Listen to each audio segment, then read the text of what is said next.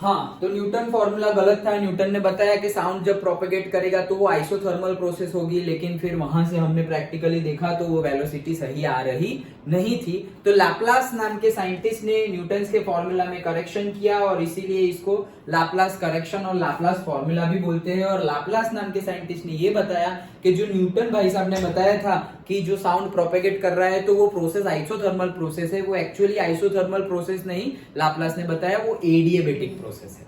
Okay, और एडिएबेटिक process मतलब क्या? No heat transfer, heat transfer नहीं हो रहा है।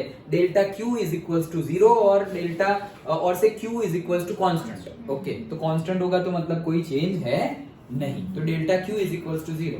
अब उसके अकॉर्डिंगली अगर हम कैलकुलेट करके देखते हैं तो एडिएबेटिक प्रोसेस है, ये हमने बार बार डिस्कस किया है। एडिएबेटिक प्रोसेस के लिए हम लिख सकते हैं PV raise to gamma is equal to constant.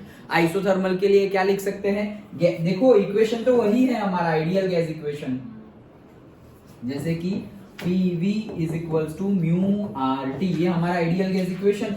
अभी म्यू और आर तो कांस्टेंट ही, अगर हमने आइसोथर्मल प्रोसेस ली तो टी कांस्टेंट हो गया, तो फॉर्मूला क्या बन गया? PV is equal to constant. लेकिन अगर एडिएबेटिक प्रोसेस होगी तो वो हो जाएगा पीवी, ये तो कांस्टेंट है ही, लेकिन PV raise to gamma is equal to constant हो जाएगा। तो एडिएबेटिक मतलब क्या? No heat transfer, heat transfer हो रहा नहीं है।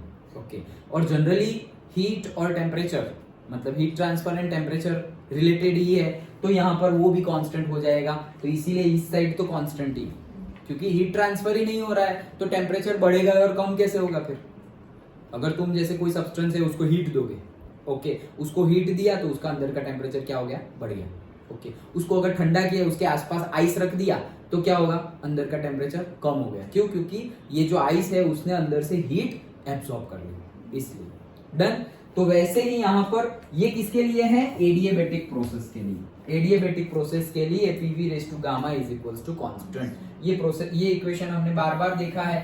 सो एडिएबेटिक प्रोसेस के लिए PV raise to gamma is equals to constant. Therefore ये जो हमारा इक्वेशन है, साउंड की velocity is equals to say square root of E by rho, उसमें ये जो ई है वो न्यूटन ने बताया कि it is proportional to P, लेकिन इन्होंने बताया कि it is not proportional to P, मतलब it is not equal to P, it is equal to gamma P.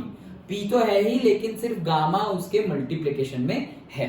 So gamma P bye row. Okay, इतना ही करेक्शन था। करेक्शन कितना? सिर्फ और सिर्फ गामा जितना, इतना ही करेक्शन। और गामा की वैल्यू एयर के लिए कल भी हमने डिस्कस की थी 1.41। ओके, ये फॉर्मूला, ये वैल्यू सारी आप पुट करते हैं तो ये वैल्यू पुट की तो वो आ गया 332 मीटर पर सेकेंड, जो प्रैक्टिकल वैल्यू से मैच हो रही है। दैट्स व्हाई हमने बोल दिया कि जो लाप्लास बोल रहे हैं वो सही है। अंडरस्टूड? ओके, तो छोटे छोटे दो थियरी, दो कंसेप्ट हमने पढ़े। क्या? साउंड की वेलोसिटी, साउंड की wave propagation, sound wave propagation के लिए न्यूटन ने एक फॉर्मूला दिया था which is v is equals to square root of e by rho. और न्यूटन ने बताया था कि sound wave propagation isothermal process है, in that e is directly proportional to, और say e is equals to p। So formula बन गया v is equals to square root of p bye row.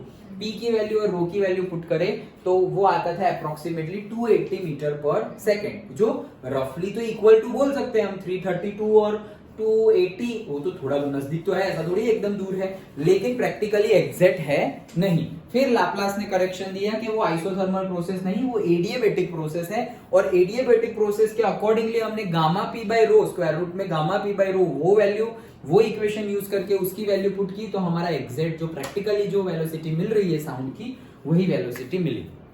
Simple था। Okay, तो ये था Laplace formula. Now next हमें देखना है reflection and refraction of waves. ये देखिए, उससे पहले मुझे थोड़ा एक चीज बतानी है, बाद में रिफ्लेक्शन डिस्कस करेंगे, तो ये डिस्कस करना है। क्या डिस्कस करना है? Equation of plane progressive wave. Okay